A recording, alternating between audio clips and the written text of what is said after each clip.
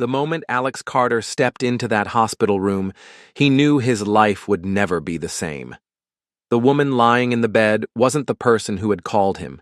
She wasn't anyone he'd ever met before. But the look in her eyes when she saw him standing there, a complete stranger who'd shown up in the middle of the night just because someone needed help. That look would haunt him for years to come. What he didn't know then was that this mistake would lead him to a choice that would test everything he believed about love, family, and what it means to truly belong. It had been a normal Thursday night for Alex, a brown-skinned man with dark, close-cropped hair and strong hands, weathered by years of honest work. Well, as normal as things got for a single dad raising a 10-year-old daughter on his own.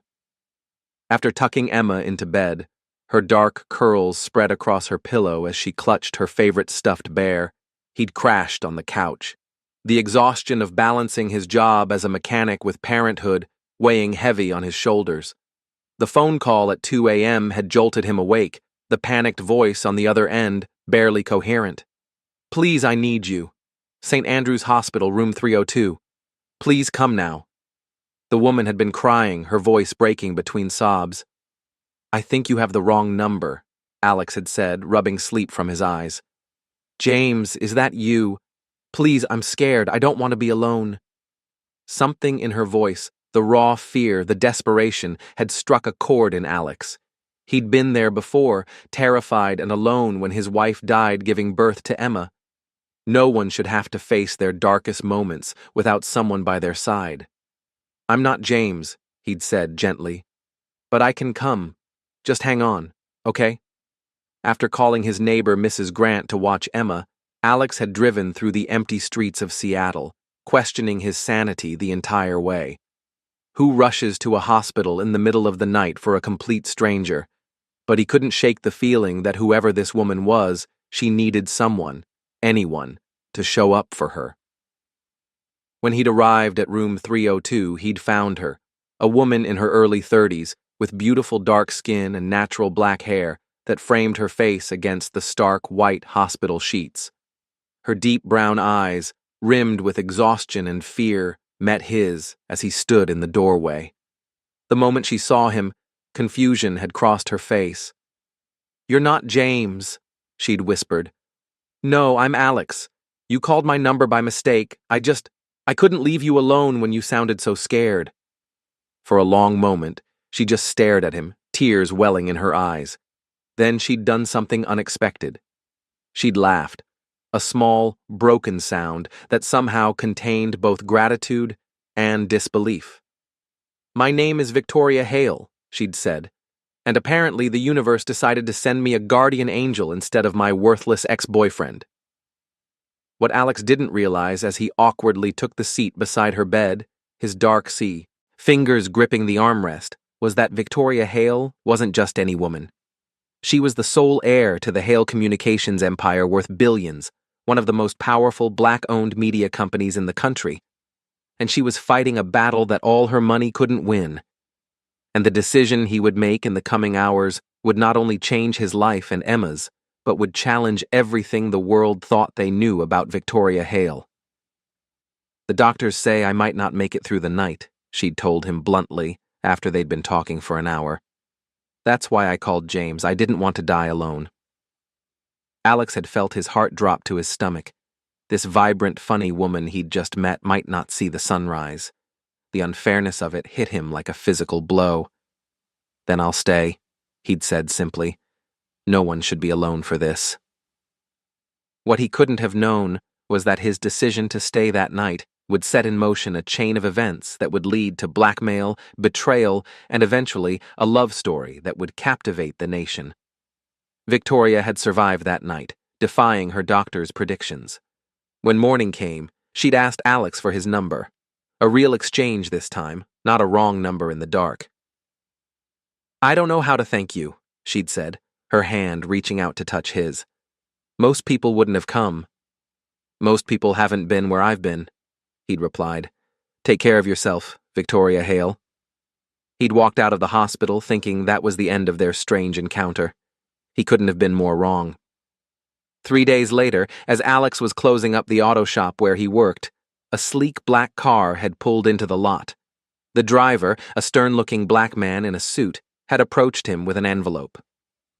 Ms. Hale requests your presence at her home tomorrow evening at 7 p.m. The address is enclosed. She said to tell you it's important.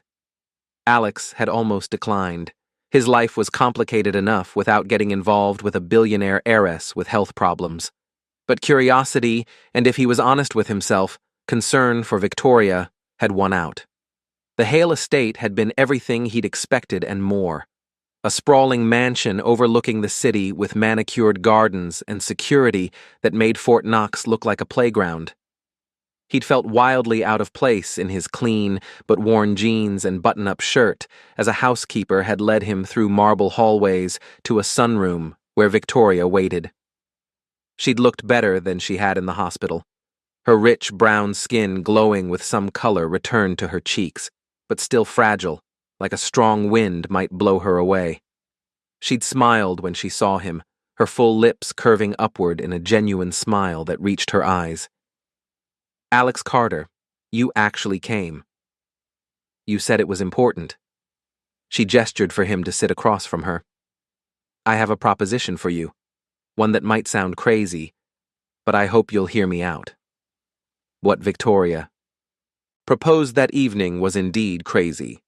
She explained that she had a rare form of cancer, one that was treatable but would require months of aggressive therapy. Her prognosis was uncertain. What was certain was that her board of directors was using her illness as an excuse to try to wrest control of her company from her. They think I'm weak, she'd said, anger flashing in her eyes. They think they can push me out while I'm down. I need to show them and the world that I'm not alone, that I have support, that I'm still capable of making decisions. What does that have to do with me? Alex had asked, though a sinking feeling told him he already knew. I need someone I can trust. Someone who showed up for me when they had absolutely nothing to gain. I want to hire you, Alex, to be my companion, for lack of a better word, to accompany me to treatments, to business meetings, to be seen with me in public, to help create the image that I'm not fighting this battle alone. Alex had laughed, thinking it was a joke. You want to hire me to be your fake boyfriend? That's insane. I'm a mechanic with grease under my fingernails and a kid at home. I don't belong in your world. That's exactly why it's perfect, she'd countered. You have no connections to my industry, no ulterior motives, and I'll pay you well, enough to secure your daughter's future, to give her opportunities you've only dreamed of. The mention of Emma had stopped his laughter cold. Victoria had done her homework on him, it seemed, and she'd known exactly which button to push. I'm offering you $500,000 for 6 months of your time, she'd said quietly. Think about what that could mean for Emma. Alex had left the mansion that night without giving Victoria an answer. His mind had been reeling. $500,000 would change everything for him and Emma. It would mean a college fund, a better home in a safer neighborhood, maybe even the chance to start his own business someday. But at what cost? Lying to the world, pretending to be something he wasn't, entering a world he knew nothing about. He'd tossed and turned all night, and in the morning he'd called the number Victoria had given him. I'll do it, he'd said when she answered. But I have conditions. Emma comes first always, and I won't lie to her about what this is. Agreed, Victoria had replied, and Alex could hear the relief in her voice. When can you start? I need to give notice at work. 2 weeks. Make it 1. I'll compensate you for the last week. My first round of treatment starts next Monday, and I want you there. And just like that, Alex Carter, single dad and mechanic, had stepped into the glittering, cutthroat world of Victoria Hale. What he didn't know was that someone had been watching them that night at the mansion, someone who would use their arrangement against them both, and that within 3 months, the lines between their business arrangement and something much more complicated would blur beyond recognition. The first time Alex accompanied Victoria to a cancer treatment, he'd been unprepared for the reality of what she was facing. She'd been so composed, so in control during their meetings, that he'd almost forgotten she was seriously ill.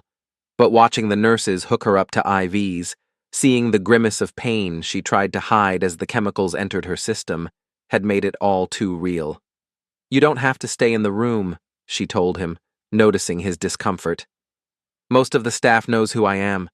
Just being seen in the waiting room would be enough." But Alex had shaken his head. "I'm not here just for show," he'd said, pulling a chair closer to her bed. "Tell me about your company.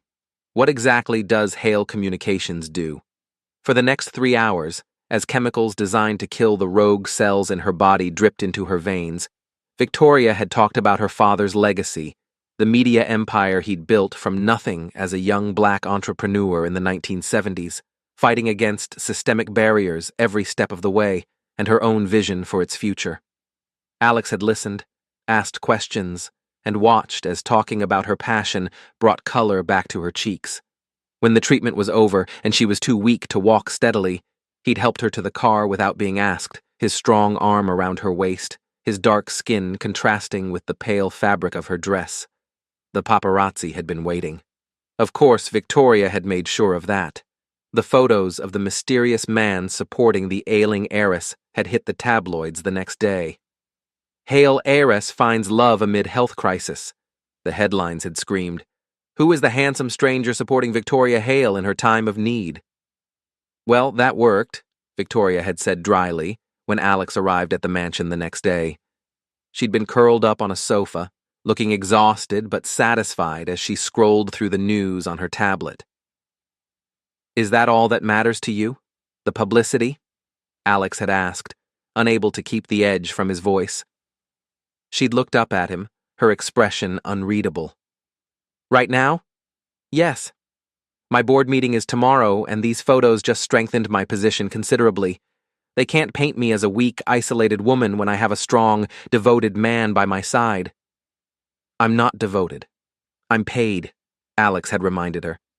Something had flickered in her eyes then. Hurt, perhaps, or just fatigue. "Of course. I didn't mean to imply otherwise." The board meeting had been Alex's first real taste of Victoria's world. She'd insisted he attend, dressed in a suit that cost more than his monthly rent, tailored overnight by her personal stylist. He'd sat silently beside her as she'd calmly, methodically shot down every attempt to diminish her authority. "As you can see, gentlemen," she'd said, her voice steel beneath silk, "I am perfectly capable of continuing my duties as CEO. My personal life is flourishing, my treatment is progressing well, and my vision for this company remains clear. Any further attempts to question my competence will be seen for what they are: opportunistic power grabs." The men around the table, and they were all men, Alex had noted, several of them older black men who'd come up through the ranks with Victoria's father, had exchanged glances. One, a silver-haired man with cold eyes and rich dark skin lined with age, had stared directly at Alex. "And your friend? What exactly is his role in all this?" Before Victoria could answer, Alex had leaned forward. "I'm here to support Victoria in whatever way she needs. Some might call that love. Others might call it basic human decency. Either way, I'm not going anywhere." The room had fallen silent. Victoria's hand had found his under the table, squeezing briefly in what might have been gratitude or warning.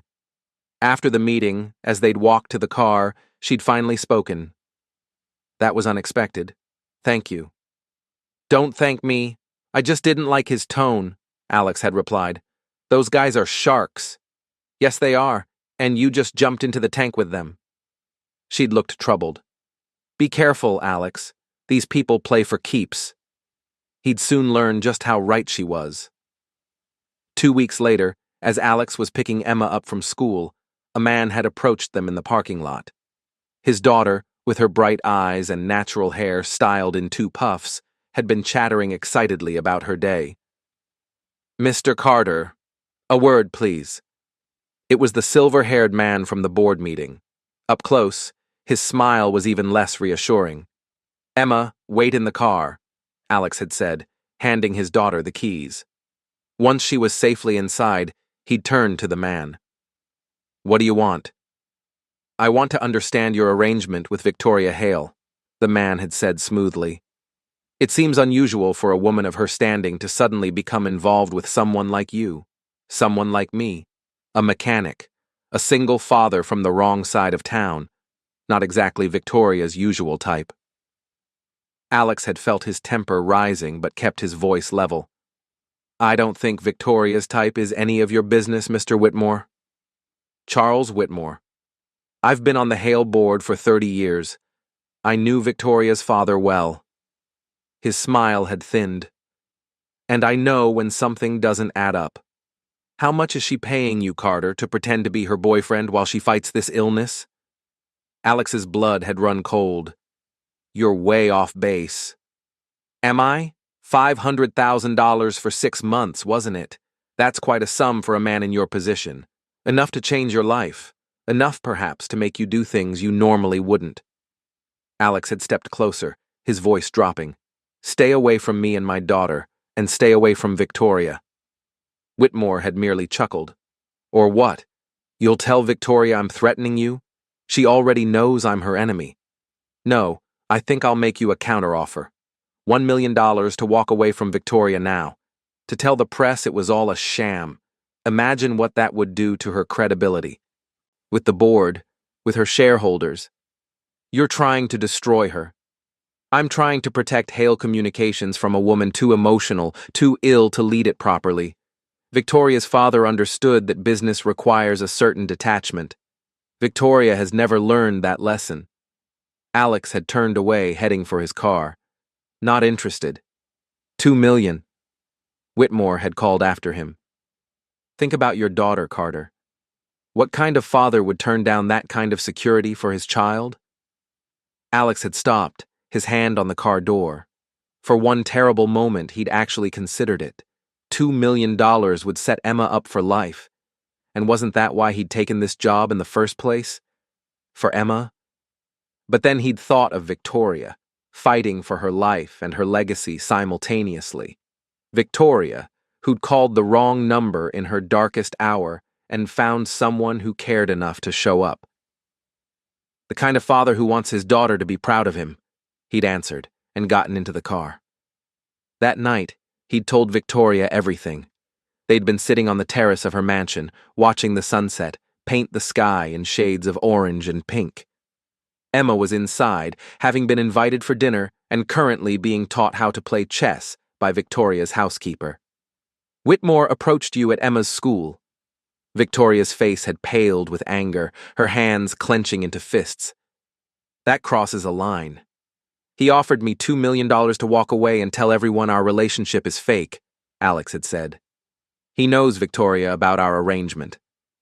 She'd been quiet for a long moment. And you turned him down. Of course I did. Even though it was 4 times what I'm paying you. Alex had run a hand through his hair in frustration. Is that all you think this is about? The money? Isn't it? That's why you agreed to this in the first place. I agreed because you needed help, and I was in a position to give it. The same reason I showed up at that hospital room. He'd leaned forward, meeting her eyes. The money matters. I won't lie about that. But it's not everything. Something had shifted between them in that moment. A recognition, perhaps, that their arrangement had evolved into something neither of them had anticipated. Victoria had reached across the space between them, her fingers brushing his. Thank you, she'd said simply, for being someone I can trust.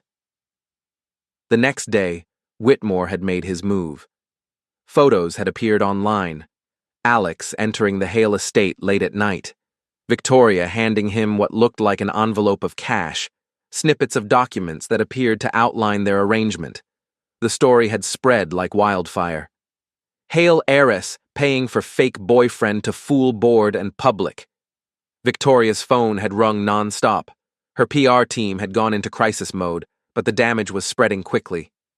Alex had rushed to the mansion to find Victoria sitting calmly in her study, watching the news coverage with an expression that revealed nothing. I'm so sorry, he'd said as soon as they were alone. This is my fault.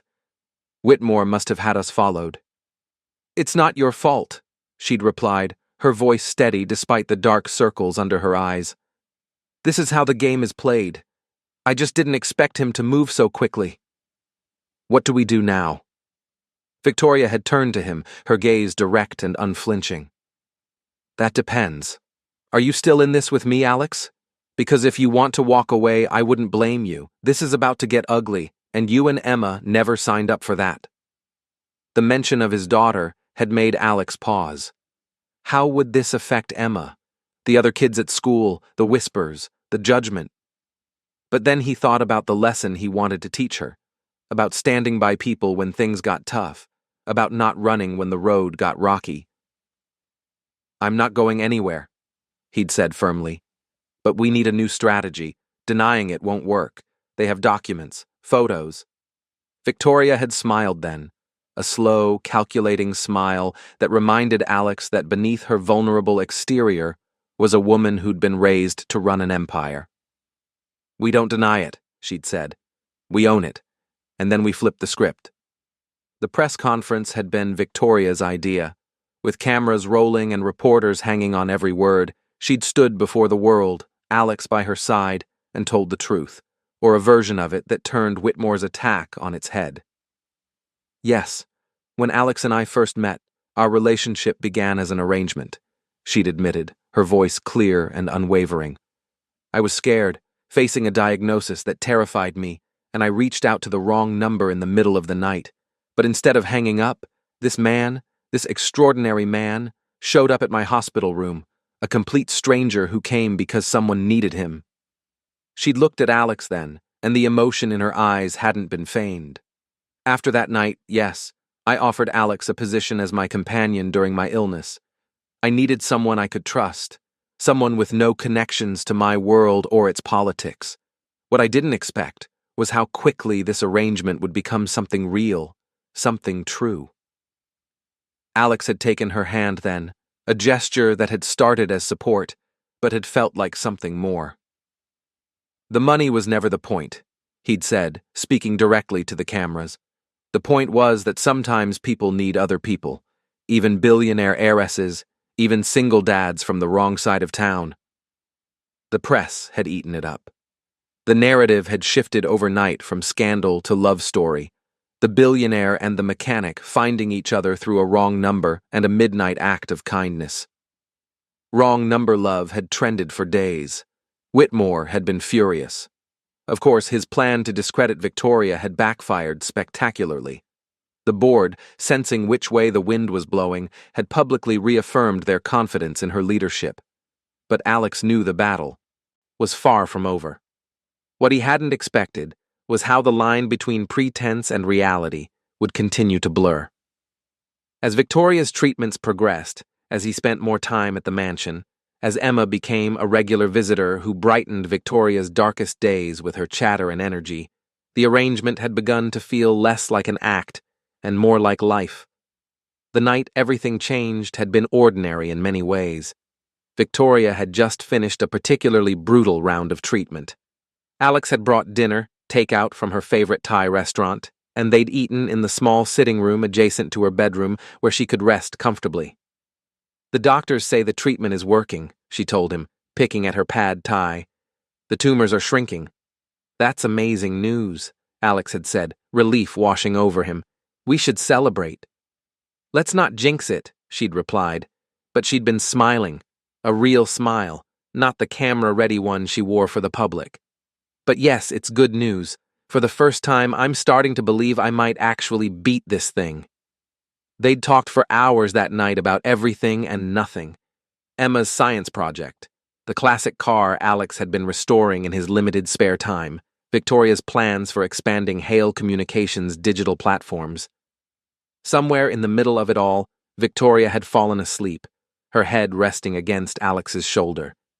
He'd sat there, not moving, watching the steady rise and fall of her chest, the way her natural hair caught the lamplight, the vulnerability in her sleeping face, and he'd realized with a clarity that took his breath away that he was in love with her. Not the arrangement, not the fantasy they'd created for the world, but her. Victoria Hale, with all her strength and fear and determination. The realization had terrified him, This wasn't part of the deal. This wasn't supposed to happen.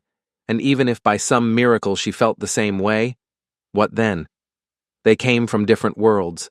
Her life was board meetings and galas and private jets.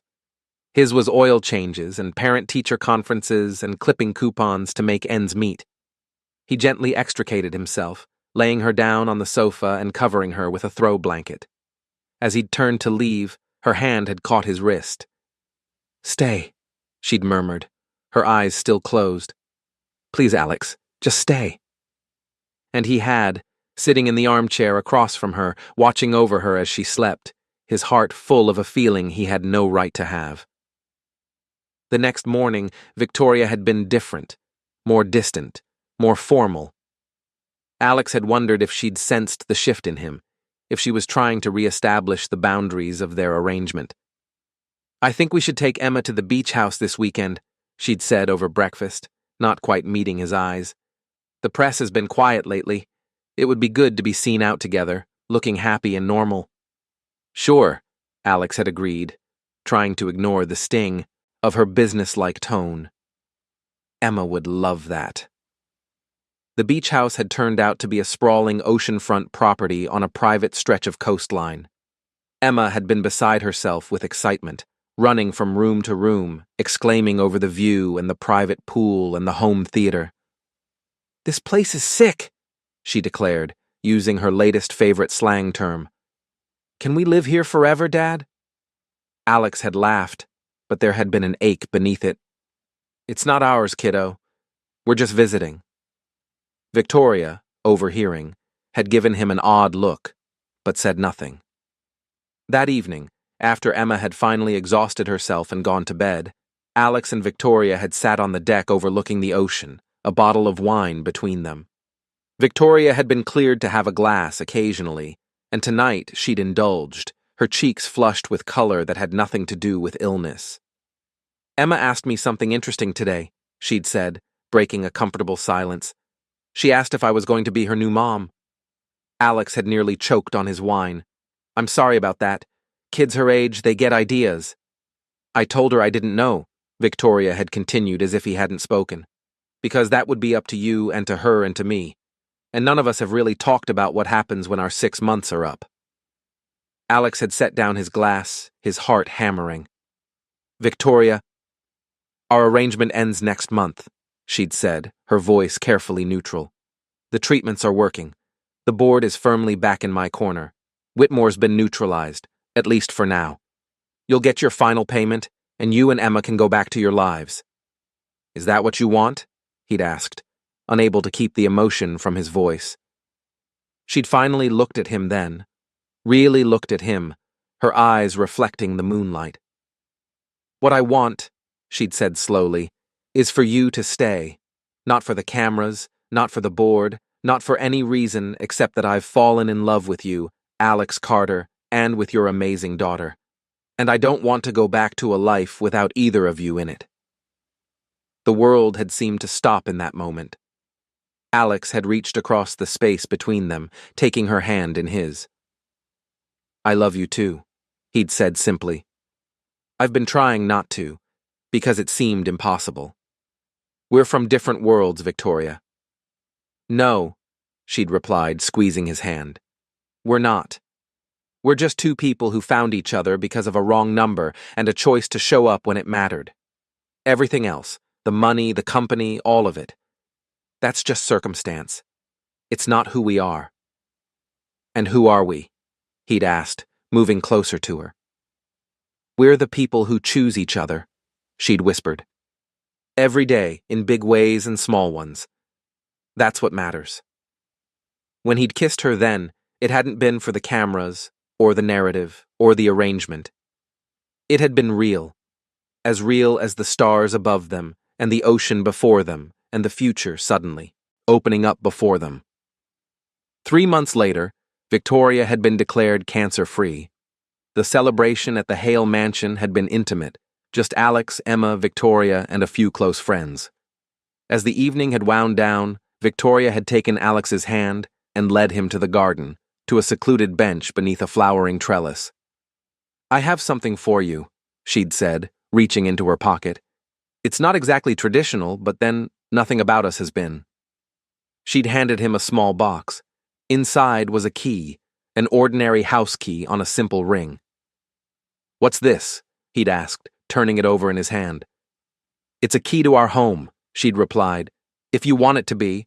I bought a place, not this mansion, not your apartment, but somewhere new, somewhere that could be ours.